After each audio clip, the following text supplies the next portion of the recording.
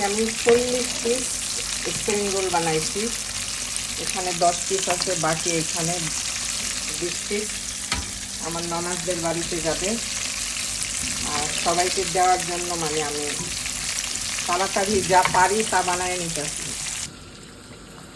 আমি এখন বানাবো স্প্রিং রোল।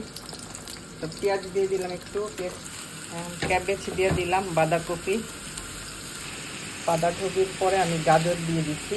গাজরটা একটুখানি হালকা ভেজে নিই। গ্রিন চিলি দিয়ে দিলাম,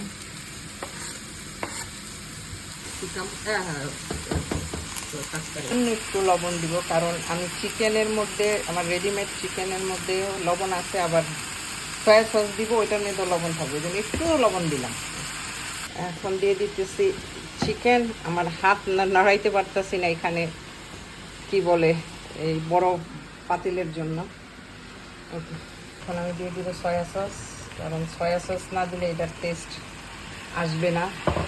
দিয়ে দিচ্ছি সয়া সস, এই জন্য লবণটা কম দিচ্ছি। আর আমি কম জিনিস বানাইতে পারি না, এটাই আমার সমস্যা। আল্লাহ এত বরকত আমার হাতে দিছে, অল্প লইলেও বেশি হয়ে যায়, আলহামদুলিল্লাহ। Assalamu alaikum. Today we are making spring roll.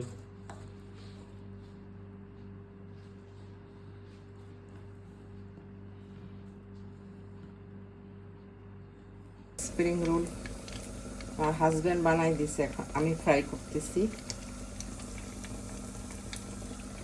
আমি 40 পিস স্প্রিং রোল বানাইছি।